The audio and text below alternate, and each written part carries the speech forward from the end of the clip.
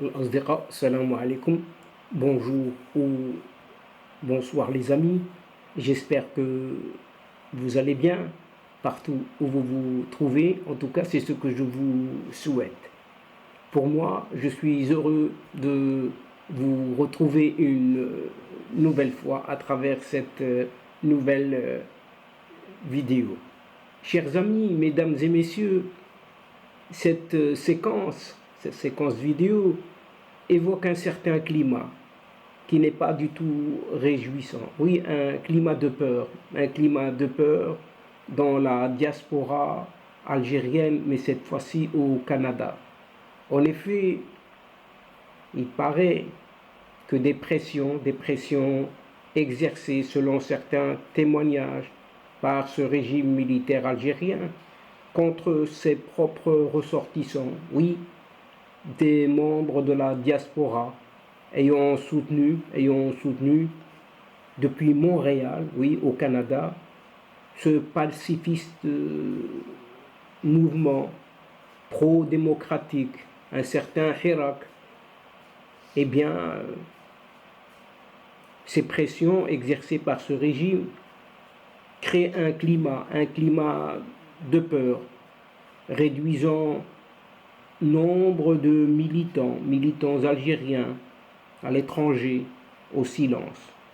Dès lors, chers amis, l'inquiétude est si vive que des Québécois, oui, on peut les appeler ainsi, des Québécois d'origine algérienne, sont harcelés purement et simplement par les forces de sécurité lors d'une certaine visite, oui, certaines visites dans leur propre pays d'origine, maghrébin, quoi que l'on pense, quoi que l'on dise.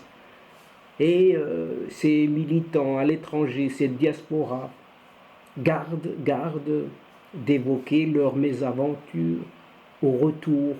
Oui, cela reste sous silence. Une omerta, c'est ce qu'a déclaré à la presse, au moins, un journaliste algérien entretenant de nombreux liens avec la communauté locale au Canada donc. Et il déclare ceci, on trouve dans ses propos: j'en connais au moins une dizaine à Montréal qui n'ont jamais voulu ébruiter leurs ennuis par crainte de nouvelles représailles. En tout cas, c'est ce qu'a déclaré mardi dernier un certain Zohair Aberkan, qui gère un média lui-même en ligne indépendant en Algérie.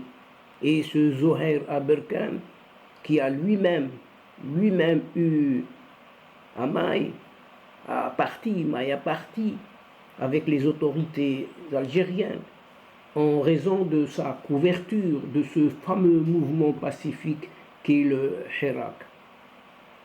Note que le régime, oui, ce régime répressif veut faire payer directement des partisans de ce mouvement, à Montréal cette fois-ci, oui, à Montréal, pour leur engagement, tout en décourageant les autres de continuer d'appuyer le mouvement de protestation. Le message est que ces membres de cette diaspora algérienne au Canada risquent de ne plus jamais pouvoir se rendre en Algérie pour voir leurs proches, tout simplement, leur famille, s'ils s'entêtent à continuer à noter, c'est ce qu'a noté ce Zohair Aberkan, en relevant que le même stratagème est utilisé avec la diaspora algérienne en France également. Une Québécoise d'origine algérienne qui a participé à de nombreuses manifestations à Montréal a indiqué mercredi dernier, sous couvert d'anonymat, de peur de représailles, que le stratagème des autorités algériennes décourageait de nombreuses personnes de descendre dans la rue, tout simplement. Et cette Québécoise a déclaré ceci: on était initialement des milliers à protester à Montréal. Ensuite, des centaines. Et là, nous ne sommes plus que quelques dizaines à sortir chaque semaine. Parce que les gens ont peur et sont terrorisés. Une autre militante québécoise, d'origine algérienne, ayant requis aussi l'anonymat, est convaincue de figurer sur une liste de personnes à cibler, produite à partir d'un certain consulat d'Algérie à Montréal, qui n'a pas donné suite mercredi dernier à la demande d'entrevue de la presse, de peur de nouveau pour elle, de peur également de représailles. De crainte aussi, de crainte d'être harcelée. Elle dit avoir renoncé à se rendre en Algérie, purement et simplement. Elle n'y va plus et a dû manquer l'année dernière, écoutez bien, les funérailles de sa propre mère, sa maman, dont elle était pourtant très très proche. Et elle dit ceci, et elle affirme ceci. Moi qui étais là à chaque fois qu'elle avait besoin de moi, donc de sa maman, je ne peux même pas aller me recueillir sur sa tombe. Oui, vous entendez bien, chers amis. Elle ne peut plus aller se recueillir sur sa tombe, sa propre maman. Tout ça parce que, elle continue, donc elle rajoute dans ses propos, dans son témoignage, tout ça parce que j'ai plaidé.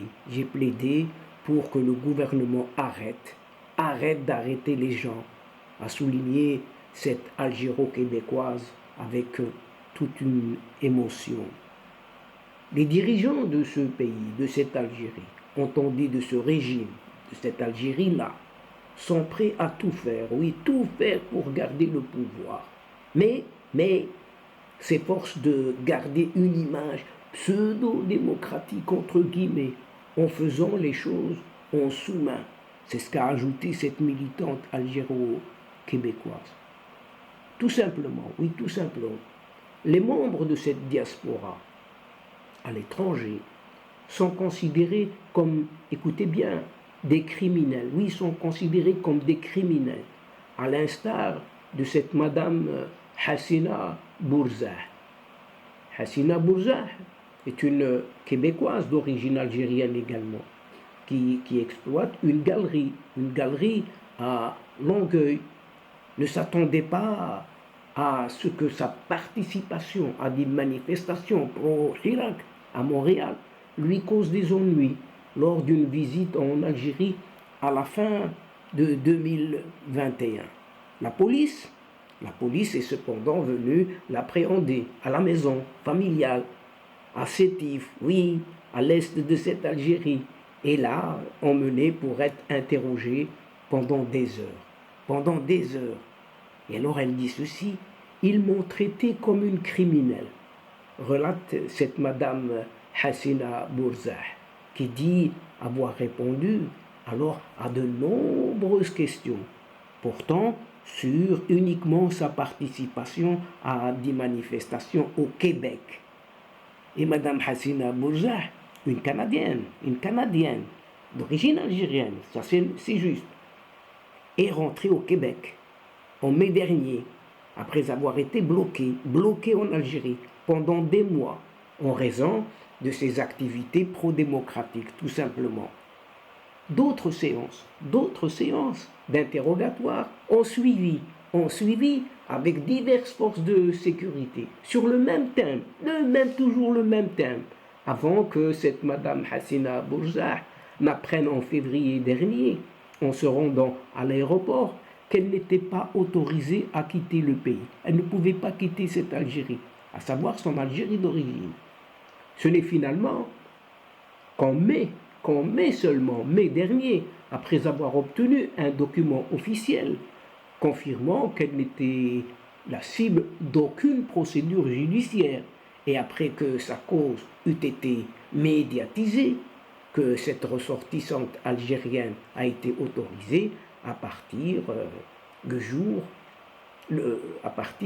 pour rejoindre le Canada.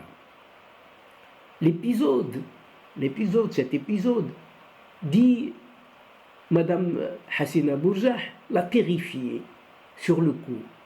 mais n'a pas entamé sa détermination à manifester tout de même pour une Algérie encore plus démocratique. Quand on a vu, c'est ce qu'elle dit, quand on a vu l'injustice, on ne peut pas se taire, relève Madame Hassina Bouzah. Et elle le relève avec courage.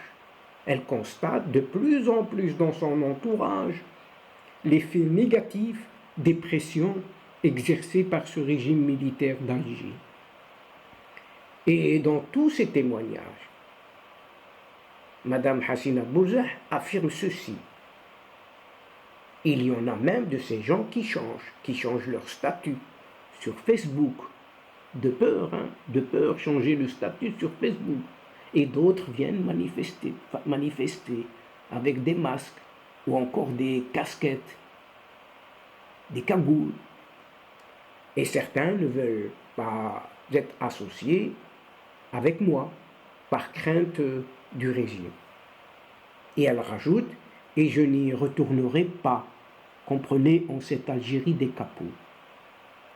Quant à un autre témoignage d'un certain Lazhar Zouaimia, un Québécois d'origine algérienne, ayant soutenu en ligne le mouvement pro-démocratie, a aussi vu plusieurs personnes prendre leur distance avec un voyage familial en Algérie qui a mal tourné. Oui, pour lui aussi, le voyage en Algérie a mal tourné. En effet, c'est en se rendant à l'aéroport en février 2022, donc cette année, pour rentrer au Québec, après un séjour de 3 semaines sans anicroche, donc sans problème, qu'il a été appréhendé par des gens des forces de sécurité de l'aéroport et placé en garde à vue avant d'être détenu pendant, écoutez bien, 40 jours dans une prison de la ville de Constantine, encore une ville à l'est. Et la médiatisation de son cas, dans, par exemple, le Devoir, journal Devoir, le Devoir, ainsi que les pressions exercées par son syndicat et le gouvernement canadien ont forcé la main, c'est ce que dit Lazhar Zouaimia, des autorités algériennes qui ont accepté de le laisser finalement partir, seulement en mai dernier. Lazhar Zouaimia a cependant été condamné, a été condamné ensuite par contumace, écoutez bien, à 5 ans de prison pour avoir, soi-disant, porté atteinte à l'unité nationale, excusez du peu, et ne peut aujourd'hui retourner sur place sans être appréhendé. Oui, sans être appréhendé et mis dans cette case prison. Et Lazhar Zouaimia déclare, je n'y retournerai pas. Note ce technicien, donc il s'agit de Lazhar Zouaimia. Il est technicien de profession qui entend continuer à militer. Lui, il continue à militer en soutien aux militants pro-démocratie toujours actifs en Algérie. À tous ces propos, Lazhar Zouaimia rajoute avec courage dans son témoignage ceci: le pouvoir algérien a été traumatisé par le grand mouvement pro-démocratie du Hirak. Il veut tout faire pour éviter que ça se répète. En tout cas, c'est ce que dénonce toujours Lazhar Zouaimia dans tous ses témoignages. Et donc, chers amis, mesdames et messieurs de la chaîne, c'est sur cette situation préoccupante de cette diaspora à l'étranger qui est plus que dans le viseur actuellement, que prend fin cette séquence en prenant congé de vous, tout en espérant vous retrouver avec un immense plaisir, bien évidemment. Merci pour votre fidélité en nous écoutant jusqu'au bout des séquences. Mais n'oubliez pas de nous aider, de nous soutenir en vous y abonnant afin d'être informé rapidement. Aussi, chers amis, n'hésitez surtout pas de partager au maximum autour de vous, partout où vous pouvez le faire, auprès de vos proches, de vos connaissances. Et faites-le. C'est un besoin pour votre chaîne, bien entendu. Pour moi, c'est le moment de vous dire Au revoir les amis. Al-Asdiqa, salamu alaikum wa rahmatullah wa barakatuh. À la prochaine fois et à bientôt. إلى اللقاء في حصة أخرى إن شاء الله. مع السلامة.